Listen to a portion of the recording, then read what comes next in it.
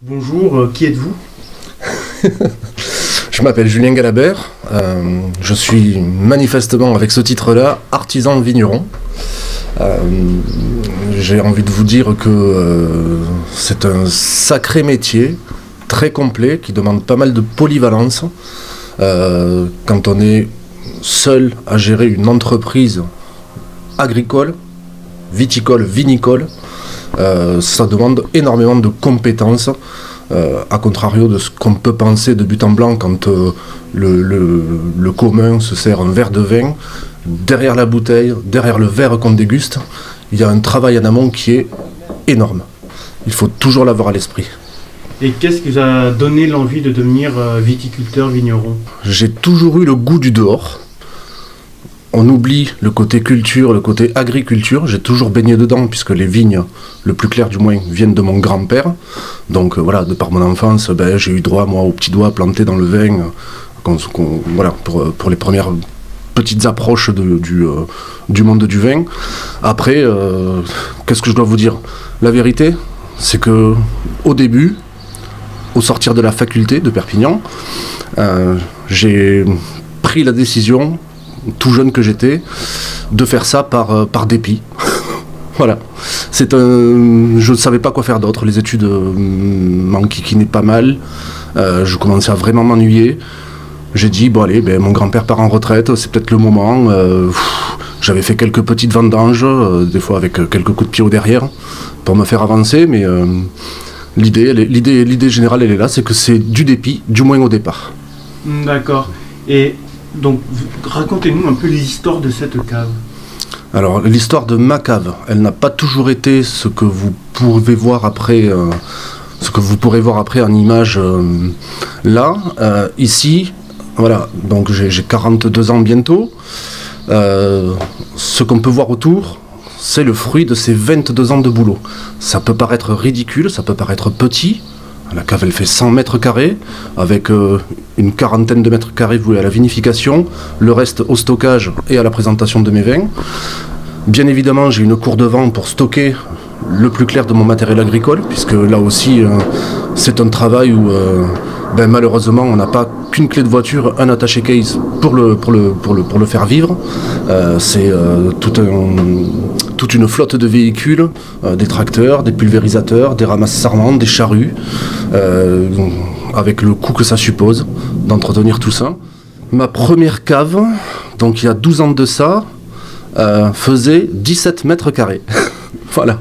J'étais en location sur Sals-le-Château, je venais prendre les raisins chez moi à Peyre-Stort sur mes vignes. Je les amenais là-bas et je les vinifiais là-bas. C'est le résultat de pas mal de boulot, de pas mal d'efforts, de sacrifices parfois, et de beaucoup d'entraide, de conseils et d'évolution intérieure surtout. Et quel type de vin produisez-vous dans cette cave? Alors moi ici, par goût, puisque j'ai malgré tout, au cours de mon évolution, développé le goût du vin, notamment, comme je vous le disais au début, par le biais de mon grand-père qui nous faisait téter son doigt, la tremper dans son verre, dans le petit rouge qu'il allait chercher à la coopérative, pour sa consommation de tous les jours. Moi ici, après, en évoluant, je me suis penché sur des vins de terroir. Alors le côté reproductibilité, si le terme existe, du même vin chaque année, puisque quelqu'un qui aime mon vin va venir une année N, et à l'année N+1, il voudra retrouver sensiblement la même aromatique. Ça, à mon niveau d'artisan, j'arrive à le faire, mais il y a toujours quelques nuances, ce qui marque le millésime. C'est un peu le propre de ce métier, hein. Rien n'est réellement répétable, à proprement parler, de manière très juste. On n'est pas dans le cadre d'une industrie viticole qui, avec des produits divers et variés, arrive à avoir encore une fois, une reproductibilité super nette. Aucun groupe de froid, ce sont des vins qui sont toujours faits le plus simplement du monde. Ça m'a demandé du temps de les penser. parce que je me refuse, moi, dans ce métier, à accéder à la surenchère de matériel. Si on respecte les protocoles œnologiques, un blanc, on prend son raisin, on le presse en direct, le jus qui en sort, c'est une véritable boue, c'est affreux à voir. Donc, le protocole veut que pour éliminer tout ce qui est bourbe, c'est-à-dire déchets, matière solide, matière en suspension, de la pulpe, etc., on le précipite par le froid. Donc ça supposerait des groupes de froid, des drapeaux, enfin tout un panel technique onéreux, disons-le, et qui en fait assure que le vin va être fait et va être bon, mais lui ampute une partie de son aromatique et presque de son âme, je dirais. Et est-ce que le métier de viticulteur se perd? Alors, pour répondre à ça, pour vous donner la réponse générale, ce serait oui. Maintenant, c'est tout en demi-mesure. Moi, je fais un constat simple, c'est qu'il y a 20 ans, quand je partais dans les vignes avec mon grand-père, on sortait du village, inévitablement, c'était vigne, vigne, vigne, vigne. On rejoignait notre parcelle, mais on avait croisé des voisins qui travaillaient et tout ce qui est terre était cultivé. C'était plutôt beau à voir, je m'en rendais pas compte au début. Au jour d'aujourd'hui, 20 ans après, pour rejoindre ma parcelle de Grenache Noir sur le plateau du Pilerouch, qui doit faire, je sais pas moi, 50 arts par exemple, je rejoins ma parcelle, j'ai croisé 4 hectares de terrain inculte.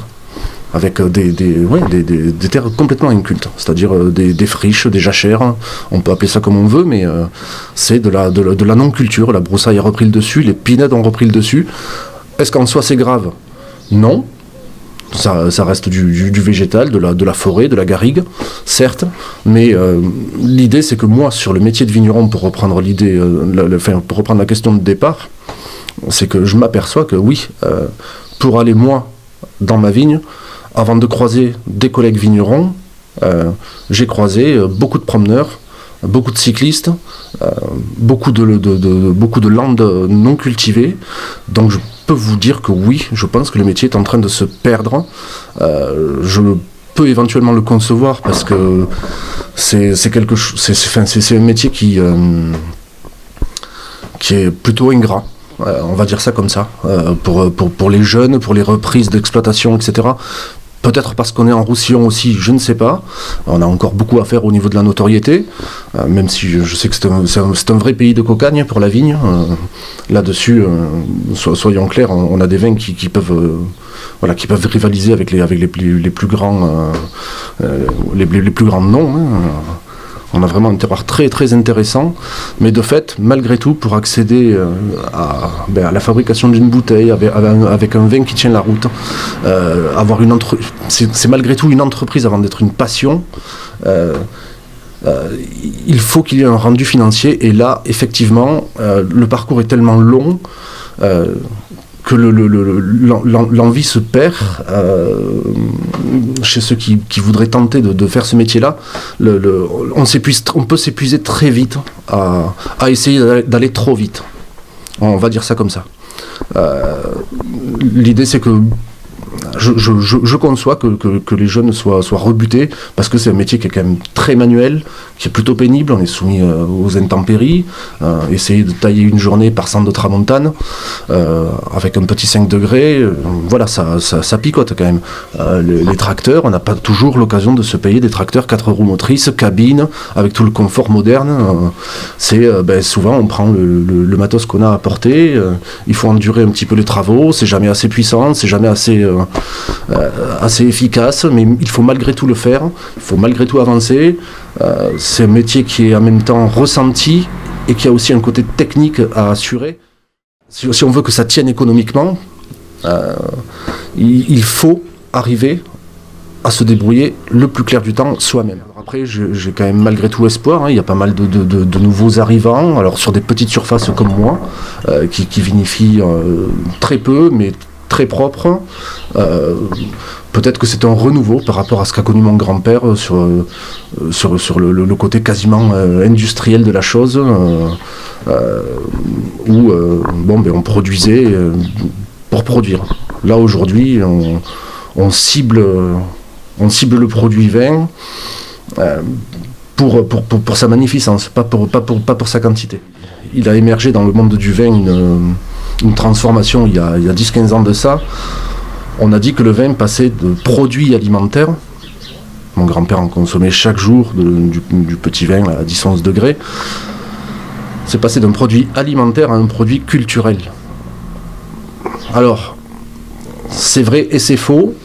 Je pense que ça a toujours été un produit alimentaire, certes, on en boit depuis la nuit des temps.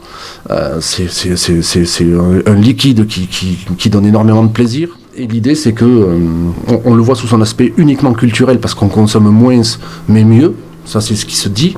Moi, je pense malgré tout que ça reste aussi un produit alimentaire.